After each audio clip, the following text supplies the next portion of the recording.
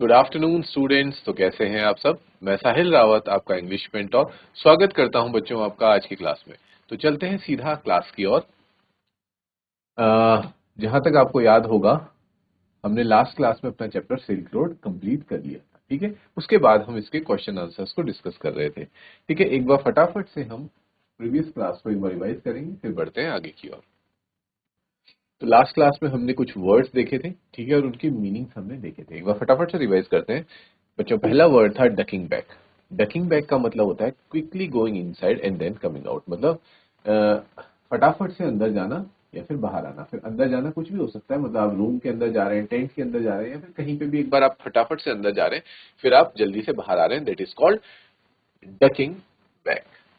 Second word था students आपका manoeuvres. Manoeuvres क्या होता है? मैन्यूवर्स होता है military exercises involving a large number of soldiers. ठीक है, ऐसी कोई मिलिट्री की एक्सरसाइज, सेना की कोई एक्सरसाइज जिसमें कि बहुत सारे सोल्जर्स इन्वॉल्व हो रहे हो। क्लियर? और या फिर शिप्स वगैरह भी इन्वॉल्व हो उसमें, मिलिट्री के शिप्स जो होते हैं, युद्ध के जहाज, वो भी इन्वॉल्व हो। Third was students beloved. Beloved क्या होता है? Filled with the air and swelled out. ठीक है, हवा से भर के फूल जाना। ठीक है, जब कहीं हवा भरती है और फूल जाता है ना, उस चीज को कहते हैं बच्चों बिलोड। स्वॉथ। स्वॉथ होता है literally a long strip of land of something, contextually a land stretched with snow.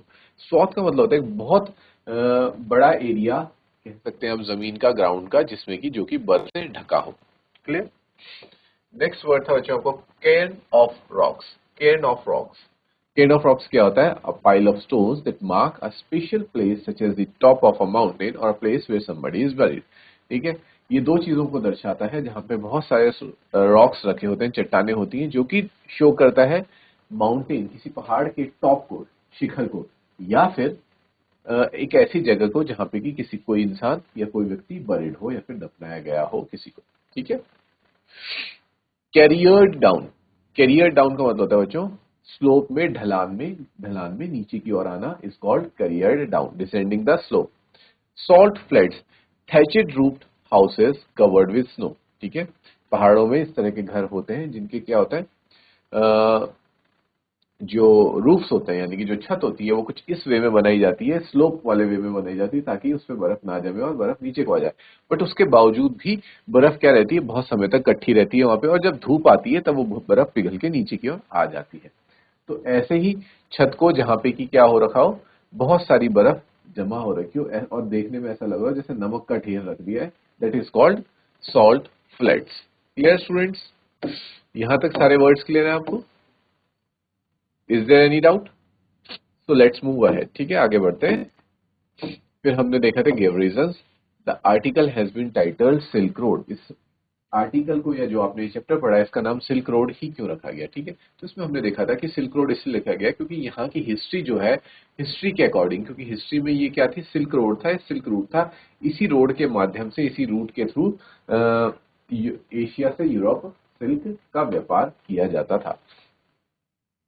ठीक है स्टूडेंट्स, और भी कुछ और चीजें थी जिनका व्यापार होता था सिल्क के अलावा। सिल्क हो गए, स्पाइसेस, हमारे मसाले हो गए, टी, हमारी चाय हो गई, पोर्सिलेन, मैंने बताया था आपको बच्चों, चीनी मिट्टी का भी व्यापार होता था। कुछ इंडियन टेक्सटाइल्स भी थे, जैसे इंडिया से जाने वाला कॉटन, जूट।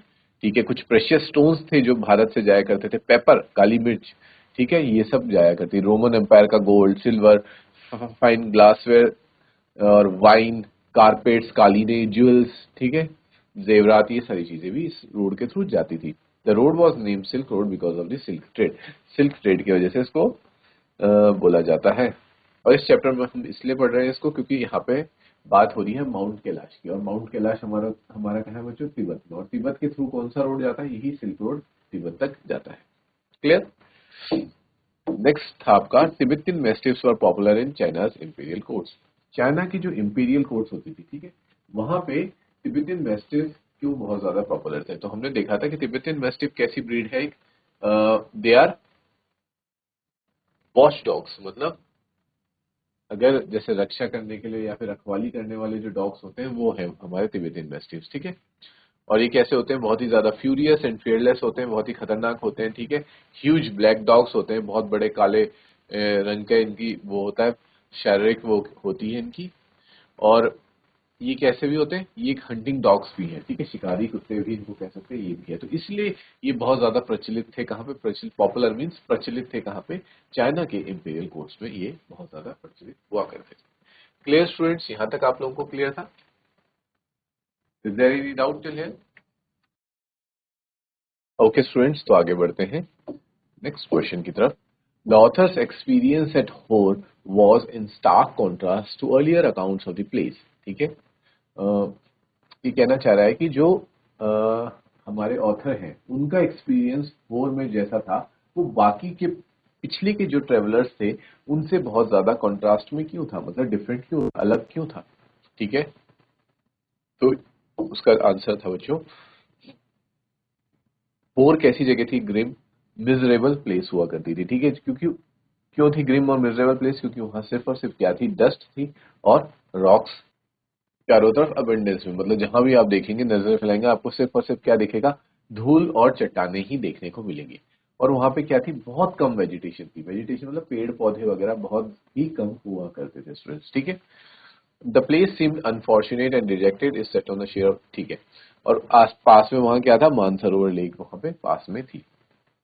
ठीक है, और ज्यादा हम ये कह सकते हैं कि ऑथर को वो जगह इसलिए भी बुरी लग रही थी because of his poor health, क्योंकि उनकी तबीयत वहां जाके बहुत ज्यादा खराब हो गई थी, ऑलरेडी उनका चेस्ट जाम था और ऐसी डस्ट वाली प्लेस में तो उनकी जो नॉस्ट्रल्स थी और चेस्ट था उसमें और ज्यादा प्रॉब्लम हो रही थी सांस लेने में। ठीक है, क्योंकि धूल वाले इलाके में ये प्रॉब्लम्स और ज्यादा बढ़ जाती हैं, जो भी लंग्स और नोज से रिलेटेड जितनी भी प्रॉब्लम्स होती हैं बढ़ जाती है, तो इसलिए उनको वो जगह और ज्यादा बेकार लग रही थी। ठीक है, फिर वो बताते हैं कि जैसे बाकी ट्रेवलर्स हैं, एक जापानीज मॉन्क का नाम बताते हैं, इकाई कावागुची। वो जब वहां पे 1990 में आए थे तो उनकी मानसरोवर लेक को देख के क्या हो गया था, आंखों से आंसू निकल गए थे। सेम ऐसा ही कुछ एक्सपीरियंस स्वेन हेडिन को भी हुआ, जबकि वो एक कैसे थे, he was not a sentimental person, वो एक सेंटिमेंटल पर्सन नहीं थे, मतलब इमोशनल होने वाले इंसान नहीं थे, बट वो भी वहां जाके भावुक हो गए थे। इन सबके साथ तो ऐसा हुआ, लेकिन जो ऑथर है उनके साथ ऐसा कुछ भी नहीं हुआ। ठीक है बच्चों, फिर और बताते हैं कि वहां पे क्या था, एक सिर्फ और सिर्फ एकमात्र वहां पे कैफे था जो कि बहुत ज्यादा बुरी हालत में था। वहां पे वो टी पीते हैं हमारे ऑथर, जिनको कि एक चाइनीज यूथ सर्व करता है। वो बताते हैं वहां की कंस्ट्रक्शन कैसी है, एक कंक्रीट से बैडली बुरी तरीके से उसे पेंट किया गया है, वहां पे ब्रोकन विंडोज हैं। ठीक, बट वहां पे सिर्फ और सिर्फ एक अच्छी चीज देखने को मिलती है उन विंडोज में से, वो है मानसरोवर लेक का जो दर्शन वहां से होता है। ठीक है स्टूडेंट्स, तो ये हमने इस आंसर को देख लिया। The author was disappointed with Darchen. जो ऑथर है हमारे वो दार्जिन से भी डिसअपॉइंट हुए, होर से तो हुए ही हुए वो डिसअपॉइंट, लेकिन जब वो दार्जिन गए तो वहां पे भी उन्हें डिसअपॉइंटेड, निराशा ही हाथ लगी। ऐसा इसलिए क्योंकि वहां पे बहुत ज्यादा हाई ऑल्टीट्यूड था, ऊंची जगह थी, और जिसकी वजह से उनको हेल्थ प्रॉब्लम्स और बढ़ती गई। ठीक है, उनका जो कोल्ड था, जो उनको ठंड लग रही थी, वो और ज्यादा बढ़ गई, जिस वजह से पूरी रात भर दार्जिन में सो नहीं पाए थे, ये आपने चैप्टर में देखा था बच्चों। ठीक है, और दूसरा रीजन ये भी था कि जो हमारे ऑथर थे वो बाकी पिलग्रिम्स से, पिलग्रिम्स यानी कि बच्चों यात्री, श्रद्धालु, उन लोगों से पहले दार्जिलिंग में आ गए थे और वो बहुत ज्यादा अकेला महसूस कर रहे थे, इस वजह से भी उन्हें वो जगह अच्छी नहीं लग रही थी। ठीक है बच्चों, तो ये इसका आंसर था। नेक्स्ट आता है, the author thought that his positive thinking strategy worked after all. कि ऑथर को ऐसा क्यों लगने लगा कि जो उन्होंने एक स्ट्रेटेजी सोची थी अपने माइंड में कि मैं पॉजिटिव थिंकिंग करूंगा, वो आखिरकार काम क्यों आने लगी। तो आखिरकार काम इसलिए आने लगी क्योंकि जब वो दार्जिलिंग में थे तो बहुत ज्यादा डिसअपॉइंट हो गए थे। ठीक है, सेटन भी उन्हें छोड़ के लसा चला गया था और वो बहुत अकेला महसूस कर रहे थे। फिर उनकी मुलाकात होती है नोरबू से, जो कि एक तिब्बतियन ही होता है, जो कि खुद भी कैलाश पर्वत पे उसकी यात्रा कह सकते हैं हम, या फिर परिक्रमा करना चाहता है। ठीक ठीक है, और वो दोनों कैसे थे, रिसर्च पर्पस से ही वहां आ रहे थे, तो उन दोनों का मोटिव जो होता है बच्चों, एक पर्पस होता है किसी जगह जाने का, वो दोनों का सेम था। ठीक है, फॉर एग्जाम्पल मान लीजिए आप किसी हिस्टोरिकल प्लेस में जा रहे हैं एजुकेशनल पर्पस से, ठीक है, आप कुछ जानने की इच्छा से, या फिर कुछ अपने, आपका रिसर्च से रिलेटेड कोई नोट्स है वो बनाने के लिए, असाइनमेंट के लिए आप वहां जा रहे हैं, और एक आपके साथ जो पार्टनर है वो वहां पे सिर्फ और सिर्फ मौज मस्ती के लिए जा रहा है, तो आप लोगों का जो कॉम्बिनेशन है या फिर आपकी जो वाइब्स हैं वो मैच नहीं हो पाएंगे। ठीक है, आप लोग अच्छे से वो नहीं कर पाएंगे एक दूसरे के साथ, अच्छा टीम अप नहीं कर पाएंगे, लेकिन जब अगर आप दोनों सेम ही पर्पस से एक जगह पे जा रहे हैं तो उनके साथ अच्छा टीम अप हो जाता है। तो वही उनको भी लगता है, हमारे ऑथर को, कि नोरबू भी माउंट कैलाश सिर्फ और सिर्फ उसी रीजन से जा रहा है जिस रीजन से मैं जा रहा हूँ। तो इसलिए वो अब कुछ बेटर पॉजिटिव महसूस करने लगते हैं और उन्हें ये लगता है कि हाँ, क्योंकि मैं पॉजिटिवली थिंकिंग कर रहा था तो शायद मेरी मुलाकात नोरबू से हुई है। ठीक है, जिस वजह से उनको थोड़ा डिलाइट फील होता है, खुशी महसूस होती है और न्यू इंथुजियाज्म और एक नया जोश उनके अंदर भर जाता है। ठीक है स्टूडेंट्स, यहाँ तक क्लियर है? Okay. Okay students, next question की तरफ चलते हैं हम अपने।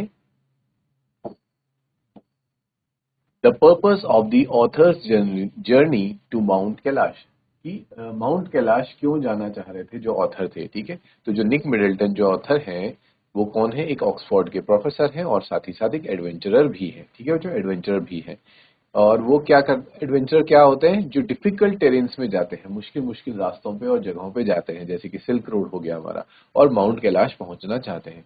और दूसरा रीजन उनका माउंट कैलाश जाने का ये भी है क्योंकि वो क्या करते हैं? बुद्धिज्म को फॉलो करते हैं। बुद्धिज्म के रिलीजियस राइट होता है एक, कि माउंट कैलाश की परिक्रमा करना। तो इसी वजह से उस राइट को फॉलो करने के लिए एज अ बुद्धिस्ट वो इस यात्रा पे निकले हैं। ठीक है स्टूडेंट्स, क्लियर है ये?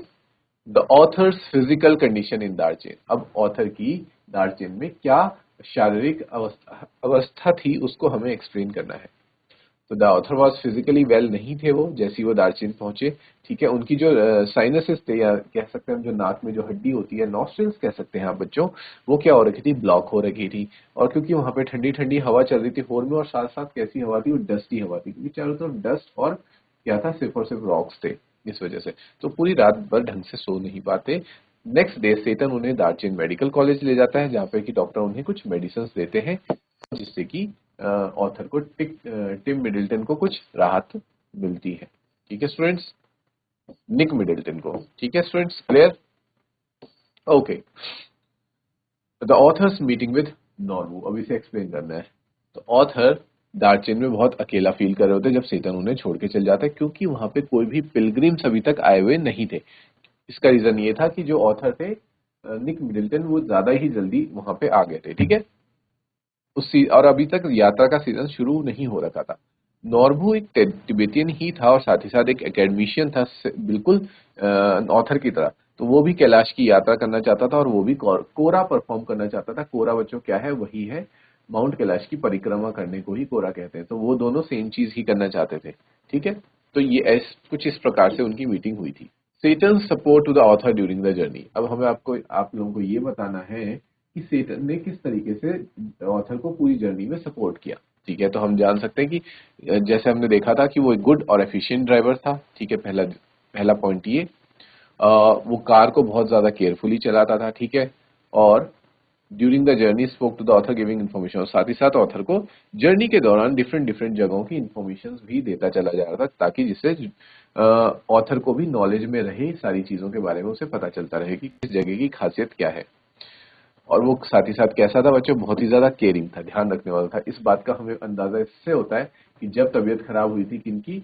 ऑथर की तबीयत खराब हुई थी, तो नेक्स्ट डे वो उनको हॉस्पिटल वगैरह लेके जाता है और साथ ही साथ उनके लिए वो भी लेता है, क्या बोलते हैं, मेडिसिन भी लेता है। और इससे हमें ये पता चलता है कि वो एक अच्छा बुद्धिस्ट था। ठीक है students, next, as a Buddhist he told me he knew that it didn't really matter if I pass away, but he thought it would be bad for business. ठीक है, तो हमें अभी इस लाइन को एक्सप्लेन करना है कि एज अ बुद्धिस्ट तो सेटन ने कहा कि मुझे इस बात से ज्यादा बुरा नहीं लगेगा अगर तुम्हारी मृत्यु हो जाती है, लेकिन हाँ, इस चीज का बुरा लगेगा कि इससे मेरा बिजनेस पे बुरा इफेक्ट पड़ेगा। ठीक है, तो इस चीज को आपको एक्सप्लेन करना है। ठीक है क्लियर? तो देखो, बुद्धिस्ट लोग जो होते हैं, जो बुद्धिज्म को फॉलो करते हैं, वो डेथ को बहुत ज्यादा सीरियसली नहीं लेते। इसलिए नहीं लेते क्योंकि उन्हें पता है कि डेथ के बाद भी वो आफ्टर लाइफ वाले कॉन्सेप्ट को, पुनर्जन्म वाले कॉन्सेप्ट पे बिलीव करते हैं। तो डेथ को सिर्फ और सिर्फ वो क्या मानते हैं? एक स्टेज मानते हैं कि हाँ, अभी तो सिर्फ डेथ हुई है, इसके बाद इस व्यक्ति का पुनर्जन्म होगा। तो इसलिए उनको वो ज्यादा दुख व्यतीत नहीं करते हैं किसी के मरने पे। ठीक है, तो इसीलिए वो ये कहता है कि अगर इस यात्रा के दौरान आप, वो भी कोरा परफॉर्म करते हुए, एक जो यात्रा होती है, तीर्थ यात्रा करते हुए अगर आपके प्राण चले भी जाएं तो उससे मुझे ज्यादा फर्क इसलिए नहीं पड़ेगा क्योंकि I believe in after life, क्योंकि आपका तो फिर पुनर्जन्म होने वाला है और जो आपकी आत्मा है वो सीधा कहाँ जाएगी? हेवन में जाएगी, स्वर्ग में जाएगी। ठीक है, लेकिन इसका फर्क मेरे बिजनेस पे ये पड़ेगा कि लोगों को ये लगेगा, एक इंफॉर्मेशन चली जाएगी कि सेटन एक अच्छा गाइड नहीं है, वो अपने टूरिस्ट का केयर नहीं कर सकता और उसकी निगरानी के अंदर किसी व्यक्ति की डेथ हो गई है, तो उस टूरिस्ट आना कम कर देंगे मेरे पास और उससे मेरे बिजनेस को क्या होगा, एक बहुत बड़ा लॉस पहुंचेगा। इस वजह से उनको उनके हेल्थ की चिंता थी, बाकी वाला रीजन नहीं था कि हाँ, क्योंकि वो बुद्धिस्ट एज अ बुद्धिस्ट मानते थे कि डेथ कोई बहुत बड़ी बात नहीं है। ठीक है स्टूडेंट्स, क्लियर है यहाँ तक कि जो हिल फोक होते हैं, मतलब पहाड़ों में रहने वाले लोग होते हैं, उनका सेंसिटिव बिहेवियर कैसा होता है। तो इसमें बताया गया था कि जो हिल फोक होते हैं are quite unsophisticated and innocent, बहुत ही मासूम किस्म के लोग होते हैं, जैसे कि सेटन था।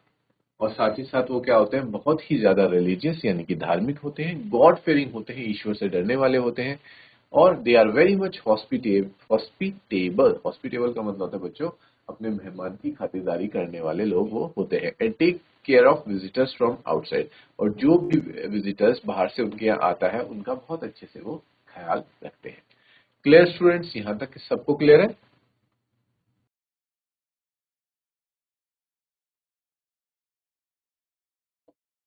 ओके स्टूडेंट्स, नेक्स्ट क्वेश्चन में देखते हैं the reasons why people willingly undergo the travels of difficult journeys. वो कारण बताइए कि लोग क्यों जाना चाहते हैं, वो भी अपनी मर्जी से, ऐसे मुश्किल रास्तों पे। ठीक है, अब यहाँ पे बताया जा रहा है कि जो हमारा ऑथर था वो एक एकेडमिशियन था, उसके बावजूद भी उनका पर्पस क्या था, उनका पर्पस था एजुकेशन पर्पस से वो उस जर्नी पे गए। ठीक है, वो नए नए एक्सपीरियंस लर्न करना चाहते थे। ठीक है, लेकिन दूसरा कारण ये भी है कि ऐसी जर्नी में लोग इसलिए जाते हैं ताकि उनके अंदर जो स्पिरिट ऑफ एडवेंचर है, एक रोमांचक सफर में निकलने का जो एक अंदर से जुनून होता है, वो बना रहना चाहिए। ठीक है, author are some of the most, और जो हमारे ऑथर थे वो दुनिया के सबसे मुश्किल रास्तों के से होकर माउंट कैलाश पहुंचे थे, दार्जिलिंग पहुंचे थे। ठीक है, और तीसरा रीजन ये हो सकता है बच्चों की एक रिलीजियस रीजन हो सकता है, ऐसे मुश्किल जगहों पे जाने का, जहाँ माउंट कैलाश जैसी जगह, या फिर आप कह सकते हैं अमरनाथ की यात्रा, कुछ ऐसी ऐसी यात्राएं होती है जो बहुत ही ज्यादा मुश्किल होती है, मुश्किल रास्तों से होकर गुजरती हैं, बट फिर भी वहां लोग जाते हैं खतरे को, जोखिम को उठा करके। क्यों? क्योंकि उनकी जो श्रद्धालु भावना होती है, धार्मिक भावना होती है, वो उन जगहों से जुड़ी होती है। ठीक है, तो ये तीन हमारे रीजन हो सकते हैं, एक तो एजुकेशन पर्पस, दूसरा है एडवेंचरस पर्पस, और तीसरा है बच्चों रिलीजियस पर्पस। ठीक है, इन तीन पर्पस से लोग ऐसी मुश्किल जगहों पर जाते हैं। नेक्स्ट क्वेश्चन आता है the accounts of exotic places in legends and the reality. ठीक है, अब हमें कुछ एक्सोटिक प्लेसेस के बारे में बच्चों बताना है, जो कि लेजेंड्स या फिर आपने कहानियों में सुनी है।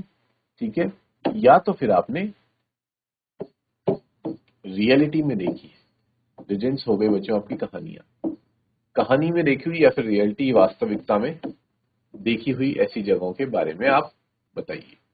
There are many accounts of exotic places in legends and the reality. ऐसे बहुत से किस्से हैं लेजेंड्स में भी और हकीकत में भी इस तरह की जगहों में। जैसे कि पहला हो गया बच्चों माउंट कैलाश। ठीक है, Mansarovar occupy a prominent place in legends. Mount सरोवर और माउंट कैलाश से जुड़ी हुई कहानियां आपको बहुत सी देखने को मिल जाएगी। जैसे बोलते हैं कि माउंट कैलाश किसका घर है, स्वयं भोलेनाथ वहां पे रहते हैं। ठीक है, महादेव शिव जी वहां पे रहते हैं। तो इस तरह की लेजेंड्स आपको सुनने को मिल सकते हैं। देयर आर मैनी कल्स भी लिखे गए हैं जो आपको इंटरनेट पे देखने को मिल जाते हैं। Clear students, now let's move to the next question. Thinking about language. ठीक है, what do the following utterances indicate. ये किन चीजों के बारे में बता रहे हैं। I told her through Daniel. ठीक है, तो देखो बच्चों, I told her through Daniel का मतलब ये हुआ कि she was not able to follow English, but Daniel translated what he told in English in the Tibetan language to her।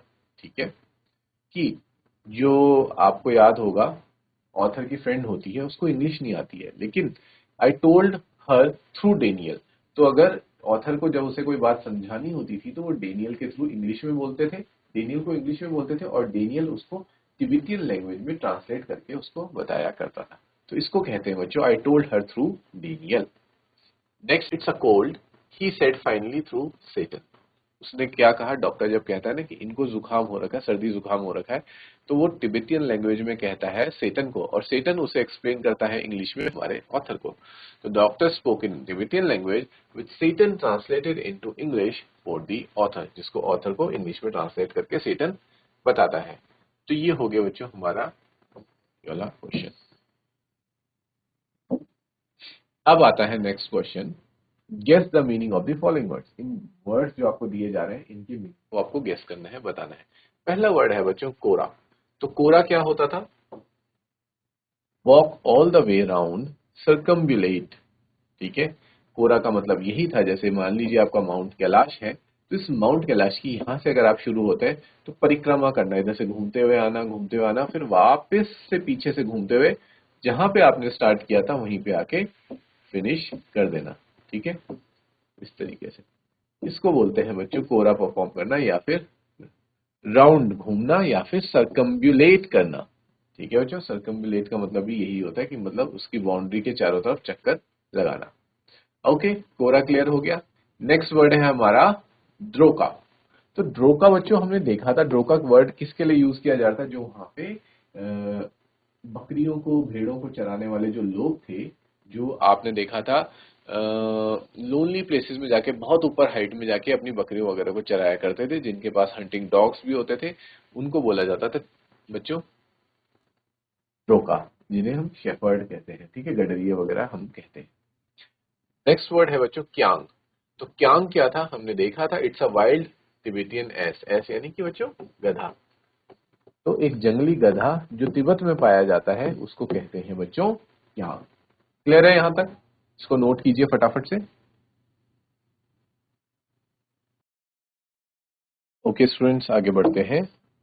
Working with words, explain the use of adjectives in the following phrases. ठीक है, ये कुछ adjectives use किए गए हैं इन phrases में, हमें इनका मीनिंग आप लोगों को बताना है। तो पहला था बच्चों शैगी माउंटेन्स, शैगी मॉन्स्टर्स। तो शैगी मॉन्स्टर्स किन के लिए यूज किया गया था? ये यूज किया गया था बच्चों तिब्बतियन मैस्टिफ जो डॉग्स थे उनके लिए ये वर्ड यूज किया गया था। उनको शैगी इसलिए बोला गया है, शैगी मॉन्स्टर इसलिए बोला गया है क्योंकि उनके कैसे थे बच्चों? बहुत बड़े बड़े काले घने बाल थे, हेरी और अनकेप्ट। ठीक है, मतलब जो अच्छे से नहीं बनाए रहते और अजीब से बाल हो रखे होते हैं उनको कहेंगे हम शैगी मॉन्स्टर्स। नेक्स्ट वर्ड है students brackish lakes. Brackish lakes किसे कहा जाता है बच्चों? जो खारे पानी की, नमकीन पानी की जो झील होती है, that is called brackish lake. Rickety table, rickety table होता है बच्चों कैसा? वोबली और शेकी, मतलब जो हिल डुल रहा हो। ठीक है, बहुत ज्यादा स्टेबल ना हो और अपनी पोजीशन पे हिल डुल रहा हो, उसे कहेंगे हम वोबली और शेकी या फिर rickety table. Hairpin bend, hairpin bend बच्चों मैंने आप लोगों को पहले भी बताया था, कुछ इस तरीके का बैंड जो पूरी तरह से हेयरपिन की तरह घूम के ऊपर की तरफ आता हो, that is called hairpin band, very sharp band. Clear? Rudimentary general stores किसे कहेंगे बच्चों? एलिमेंट्री, जहां पे कि सिर्फ बेसिक चीजें मिलती हो उसको कहेंगे रूडिमेंट्री जनरल स्टोर। क्लियर? तो इसी के साथ बच्चों हमारा जो ये चैप्टर है यहाँ पे फिनिश हो जाता है। ठीक है, इसको फटाफट से नोट कीजिए आप। ओके स्टूडेंट, आई होप आपने ये नोट डाउन कर लिया होगा। ठीक है, शगी मॉन्स्टर्स हो गए हमारे, तिब्बतियन मैस्टिफ के लिए यूज किया गया था। ब्रैकिश लेक्स हमारी जो सॉल्टी लेक है उसके लिए यूज किया गया है। रिकेटी टेबल जो जब वो कैफे में बैठा रहता है तो जो वहां पे जो टेबल होता है वो कैसे हिल डुल रहा होता है उसके लिए यूज किया गया है rickety table, wobbly and shaky. Hairpin bend जब वो अपने रास्ते पे जा रहे होते हैं तो एक बैंड आता है हेयरपिन बैंड, वहां पे यूज किया गया था। रूडिमेंट्री जनरल स्टोर से वो जब सामान लेते हैं that is called elementary store. ठीक है स्टूडेंट्स, ये क्लियर है? ठीक है, और यहाँ पे हमने देखा था कोरा क्या है? एक राउंड, अगर हम किसी भी जगह का एक राउंड वो लगाते हैं that is called kora. Mount Kailash के केस में ड्रोका, शेफर्ड्स हो गए और क्यांग हो गए वहां के wild Tibetan S. Okay students, तो इसी के साथ हमारा ये चैप्टर यहाँ पे फिनिश हो जाता है। हमने इस चैप्टर में देखा था, ठीक है, कि जो हमारे ऑथर है इसमें निक मिडिल्टन, वो एक जर्नी पे आते हैं। पहली बात जान लेते हैं कि वो कौन थे। वो एक प्रोफेसर थे ऑक्सफोर्ड यूनिवर्सिटी में, और बहुत टाइम से इन सब चीज़ों के बारे में रिसर्च कर रहे थे, माउंट कैलाश एंड ऑल, इन सब चीज़ों का वो बहुत टाइम से गहरा प्रशिक्षण कर रहे थे। और साथ ही साथ जो ये भी जान लेते हैं बच्चों कि जो निक मिडिल्टन ऑथर हैं वो क्या थे? वो एक बुद्धिस्ट थे, यानी कि बुद्धिज्म को फॉलो किया करते थे। तो दो पर्पस हो गए, एक तो एजुकेशनल पर्पस और दूसरा हो जाता है बच्चों उनका रिलीजियस पर्पस। इन दो पर्पस से वो माउंट कैलाश आना चाहते हैं, ठीक है, उस जगह को एक्सप्लोर करने के लिए और साथ ही साथ कोरा परफॉर्म करने के लिए। कोरा हम लोगों ने जाना बच्चों, कोरा क्या था? माउंट कैलाश की परिक्रमा करने को ही कोरा कहते हैं। ठीक है, तो इस मकसद से वो वहाँ आते हैं। ठीक है, वहाँ पे उनके कुछ अच्छे दोस्त बनते हैं। एक जो उनकी दोस्त होती है वो उनको पहनने के लिए शेफर्ड्स वाला कोट भी देती है, क्योंकि माउंट कैलाश में बहुत ज्यादा ठंड होने वाली होती है। ठीक है, फिर जाके बच्चों पहुंचते हैं और उनके साथ होते हैं डेनियल और सेटन। सेटन उनका ड्राइवर प्लस गाइड होता है। और डेनियल कौन होता है? कन्वर्सेशन में जो उनको हेल्प करता है इंग्लिश से तिब्बतियन में कन्वर्ट करने के लिए। Clear students? तो डेनियल आगे जाके उनका साथ छोड़ देता है और वापस चला जाता है जहां तक कि उसका सफर था। उसके बाद सेटन और ऑथर ही सफर को ट्रेवल करते हैं आगे। फिर वो होर पहुंचते हैं। होर में जाके वो देखते हैं कि बहुत ज्यादा सैंडी एरिया है ये। ठीक है, और चारों तरफ रॉक्स हैं, जबकि वहां पे जो मानसरोवर लेक है वो बहुत ज्यादा खूबसूरत होती है। उसके बाद वो आगे बढ़ते हैं बच्चों दार्जिलिंग की तरफ। दार्जिलिंग में जाके उनकी तबीयत बहुत ज्यादा खराब हो जाती है, क्योंकि उनको ऑलरेडी बहुत ज्यादा कोल्ड हुआ रहता है और साथ ही साथ वहाँ का जो क्लाइमेट था और जो सराउंडिंग्स थी, डस्टी सराउंडिंग्स, वो इस चीज को और खराब कर देती है उनकी हेल्थ को। तो सेटन उन्हें दवाई वगैरह लेके ठीक करके वापस चला जाता है। फिर दार्जिलिंग में मुलाकात होती है ऑथर की, किसके साथ? नॉर्वो के साथ, जो कि एक तिब्बतियन है। ठीक है, और बुद्धिस्ट बुद्धिस्ट भी है साथ ही साथ। तब वो दोनों यहाँ से अपनी जर्नी स्टार्ट करते हैं और मिलके कोरा परफॉर्म करने का डिसाइड करते हैं। इसी के साथ बच्चों हमारे चैप्टर यहाँ पे फिनिश हो जाता है। आप लोग इस चैप्टर को रिवाइज करेंगे, इसके क्वेश्चन आंसर्स को अच्छे से लर्न करेंगे। ठीक है बच्चों, टिल देन मिलेंगे नेक्स्ट क्लास में। Till then take care, have a good day and thank you students.